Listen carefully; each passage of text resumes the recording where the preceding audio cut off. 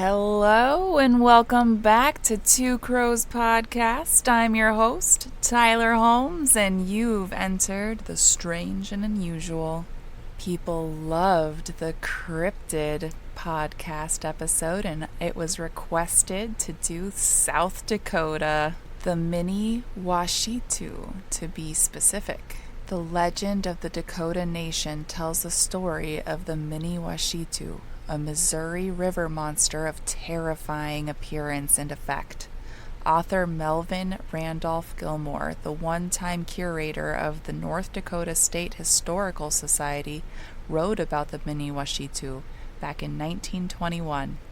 It was said that in the long ago, there was a mysterious being within the stream of the Missouri River. It was seldom seen by humans and was most dreadful to see. It is said that sometimes it was seen within the waters in the middle of the stream, causing a redness, shining like fire as it passed up the stream against the current with a terrific roaring sound. They say that if this dreadful being was seen by anyone in the daytime, that person would become crazy and continued restlessness and writhing as though in pain until he was relieved by death. It is said that one time, not very great many years ago, this frightful being was seen by a man. He told the story of how it appeared. He said that it was of strange form and covered all over with hair like a buffalo, but it was red, that it had only one eye in the middle of its forehead, and above that a single horn. Its backbone stood out notched and jagged like an enormous saw. As soon as the man beheld the awful sight, everything became dark to him. He said he was just able to reach home, but he lost his reason, and soon after that he perished. It is said this mysterious Mini Washitu, water monster, still lives in the Missouri River, and in the springtime it emerges and makes its way back up the river against the current, breaking the ice and thawing the waters. In Bismarck, the state capital, the first frost can arrive in September, and below freezing temperatures can stretch into May. This is very true. My first year in Minnesota, in 2017, we had a snowstorm in May. By December, ice coats the width of the Missouri River, sometimes in a sheet as thick as 6 feet, and the icy mass can block passage along the waterway near Bismarck for 3 months or more. But spring in North Dakota can be a monster too. Among the indigenous people, it was a fearsome beast. The peoples settled along the banks of the Missouri River and its tributaries, including the Heart River just to the south of modern-day Bismarck, and Knife River 50 miles to the north, sometime between 1100 and 1300. By the time white fur traders arrived centuries later, the Mandan and other indigenous communities that made their home there had already turned this stretch of the Missouri River into a thriving hub for trade. The river and the goods that passed along it were vital for the agricultural Mandan people, so the winter months must have been a trial. Warmer weather and the groaning ice should have been a sign of salvation, but before the river could begin to run again, the mini water monster had to appear. This was their sign of the changing of seasons. Though many Mandan traditions have since been lost, legends of Mini Washitu still live along the Missouri River and its North Dakota tributaries. But he is not so frightening now.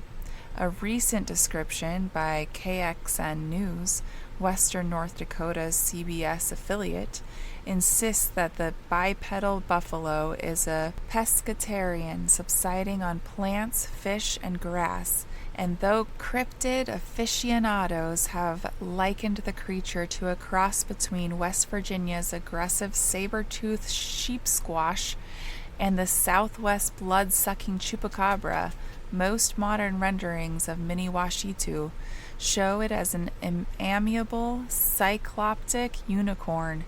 But if you hear a terrific roar along the Missouri River during the day, just remember to look away and let the hard-working water monster usher in spring.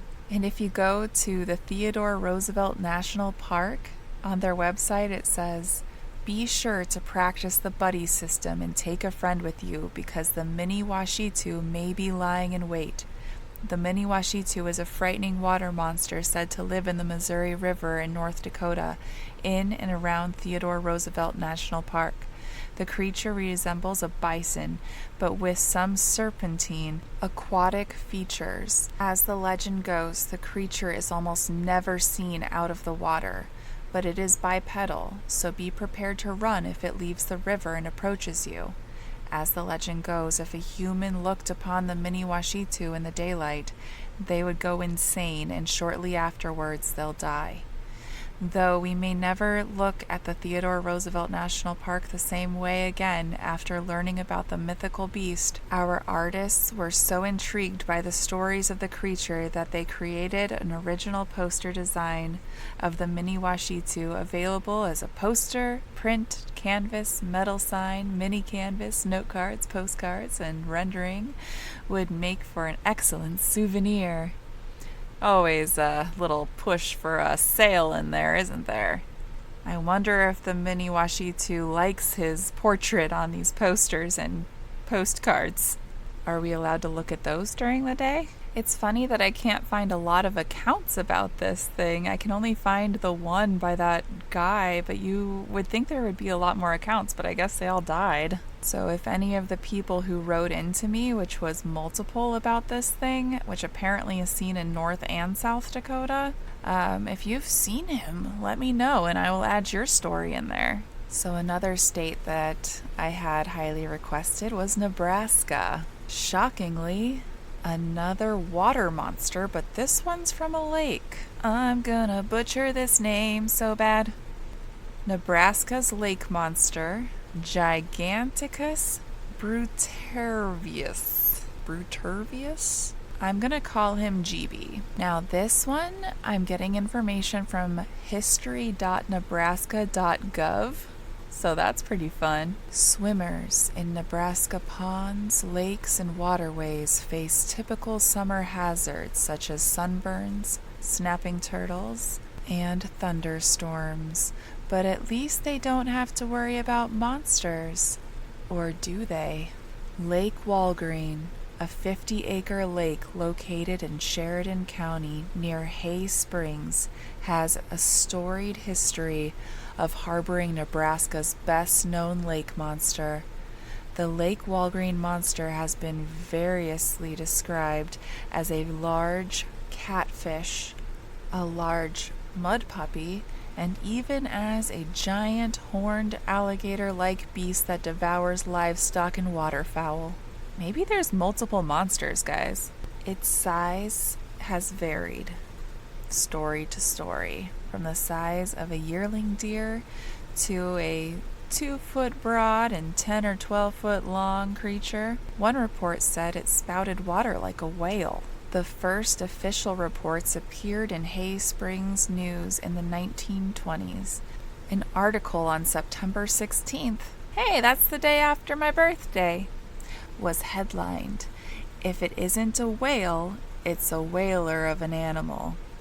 A subsequent article on October 21st discussed a proposed event to catch the monster, but game officials did not think they had a scene large enough to hold him, so the undertaking was delayed indefinitely. The August 11th, 1922 issue reported the huge water animal again seen on surface. The Omaha World Herald picked the story up in 1923 when a man named J.A. Johnson claimed he and his friends saw a water monster 40 feet long, dull, gray-brown in color with a horn-like object between its eyes and nostrils.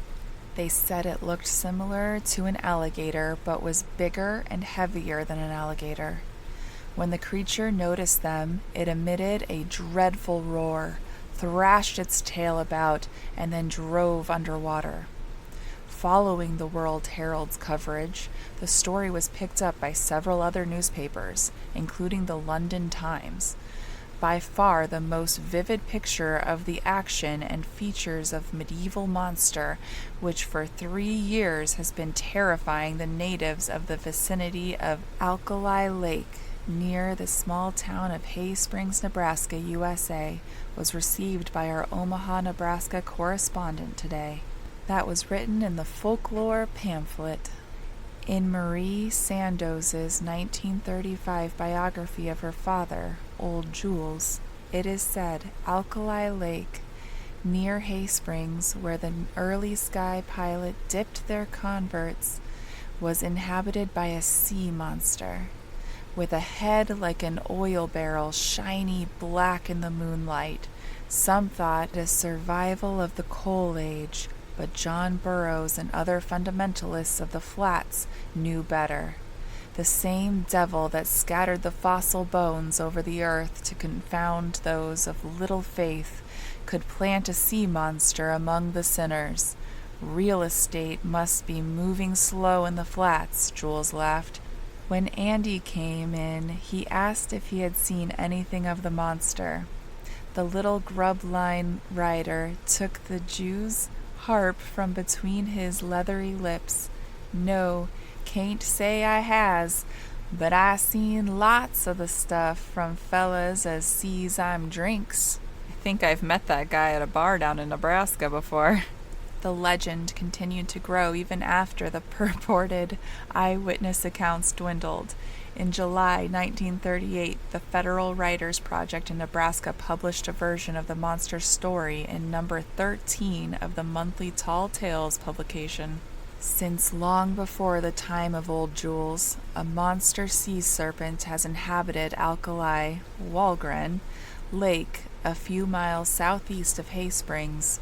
He is one of the few inland sea serpents in the world, sometime down through the years, possibly to distinguish him from other sea serpents known for their phenomenal appearance. He acquired the name of Giganticus brutervius, GB. We're calling him GB. So formidable as GB, that when he comes to the surface of the water, the earth trembles and the skies cloud over. Those who have been brave enough and strong enough to endure a glance at him say that his flashing green eyes spit fire, that with a head like a huge oil barrel, he looks like something one sees in a very bad dream, and that the least movement of his big pointed ears causes a tempest on the lake. As he rears and flips his powerful tail, the farmers become seasick for miles around. When he comes ashore to devour his daily rations of a dozen calves, a mist arises, so thick that travelers cannot make their way through it, and his flashing eyes color the mist a murky green. The gnashing of his teeth sound like clap after clap of thunder. This account also tells of more developed plans to catch the monster by dragging the lake. The townspeople estimated the cost of dragging the lake at approximately $1,000. The landowners, however, asked $4,000 for at least 3 months' lease of the lake and adjacent land, and the Investigation Association would not agree to this price.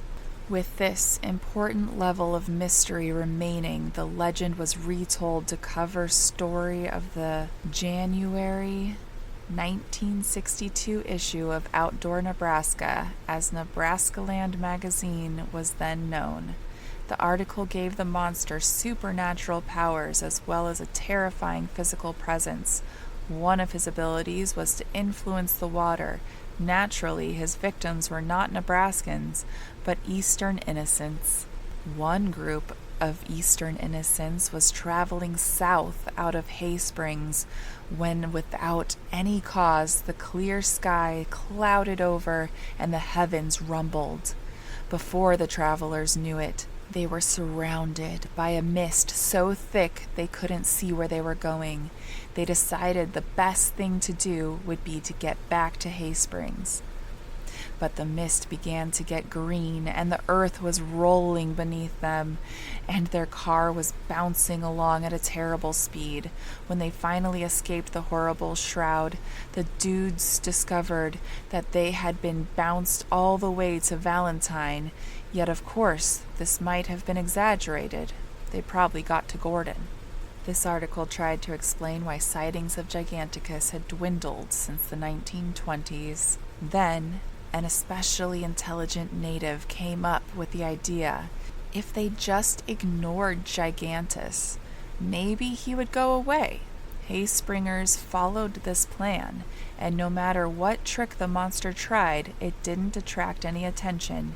Either bored with life or disgusted that he couldn't create too much of a stir anymore, Giganticus. Why does it say Gigantus in one part and Giganticus in another? This is really bothering me. He stopped making appearances. Just what did happen to him isn't known. Some think he was gone into some subterranean retreat. Others think that perhaps he has deserted the lake altogether and is now residing in Scotland. He wanted to go be friends with Nessie. But Hayspringers have never forgotten their monster. The Hayspring Centennial Committee in 1985 created a commemorative Lake Walgren monster t-shirt and buttons to promote their event. According to the NSHS website, they used the description of local resident J.A. Johnson in 1923 for their illustration, but most of the designs have removed the horn-like object between its eyes and nostrils that Johnson described. The NSHS website says, some have speculated that Johnson actually saw an unusually large beaver. While the first published reports of monster sightings started in the 1920s, the legacy of the Walgren Lake monster continues today. The most remarkable part of the story might not be the monster itself, but the enduring legacy of a monster story and the collaborative ability of Nebraskans to keep it going. And in case it's not a hoax, make sure you apply monster repellent along with your sunblock and bug spray this summer. Aw, that was a fun one. I want to go there. It's not that far from me. I drive through Nebraska a lot to get to other states, and it would be nice to have somewhere to actually stop that wasn't just the middle of nowhere. If you want to hear about your state or area's cryptid, write into me and I will read about it because these are fascinating. I'd never heard of either of these. And it's a fun little break from terrible news or little life things going on. Stories to help others. It's nice to have those, but these breaks of paranormal or cryptid activity is really fun for me. Make sure you're following if you're not already. Give 5-star reviews because that helps me get seen. And if you think that it's worth contributing for my research as well as just my time and all of the different streaming services I need to be able to run this podcast, my Patreon will be linked below, but it's patreon.com/Tyler Holmes, TYLARHOLMES, and I have tiers as low as $3 a month, and you get episodes early no matter what tier that you're in. There's added benefits to each tier above, but it'll let you know what those are when you're deciding. But I would be so thankful. Even the $3 a month helps me. I appreciate all of you, every single one listening. And again, thanks for joining the Crow's Nest, and I'll see you next time on Two Crows.